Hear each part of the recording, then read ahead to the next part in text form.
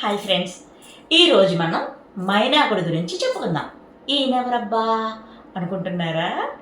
మైనాకము ఒక పర్వతం పేరు. మేనక హిమవంతుల పుత్రుడు ఈ మైనాకుడు. ఈ మేనక అప్సరకన్య కాదు, వైరాజులు అనేటటువంటి పితృదేవతల మానసపుత్రిక. హిమవంతుని పెళ్లి చేసుకుంది. వీళ్ళిద్దరికీ మైనాకుడితో పాటు క్రౌంచుడు అనే కుమారుడు, ఇంకా అపర్ణ, ఏకపర్ణ, ఏకపాటల అనే 3 కుమార్తెలు కూడా జన్మించారు.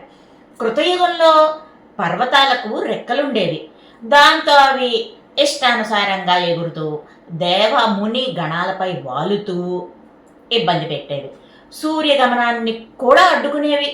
దీంతో లోక కళ్యాణార్థం మునులు, ఋషులు, ఇతర దేవతలు ఇంద్రుని ప్రార్థన చేశారు. కోపంతో ఇంద్రుడు వచ్చి పర్వతాలన్నింటి యొక్క రెక్కలు తన వజ్రాయుధంతో నరికేశాడు. ఆ సమయంలో మైనాకుడిని వాయుదేవుడు చాకచక్యంగా తప్పించి నేర్పుగా సముద్రంలో పడేశాడు. వాళ్ళిద్దరు మంచి ఫ్రెండ్స్, మిత్రులు. అందుకే ఆ సహాయం చేశాడు. రెక్కలు తెగకుండా అలా కాపాడబడ్డ మైనాకుడు సముద్ర గర్భంలో దాక్కున్నాడు. ఇప్పటికీ రెక్కలు గల శక్తివంతమైనటువంటి పర్వతరాజు మైనాకుడే. అదర్రా మైనాకుడి గురించి సంక్షిప్త కథ. మరో మంచి వీడియోతో మళ్ళీ మీ ముందుకు వస్తా.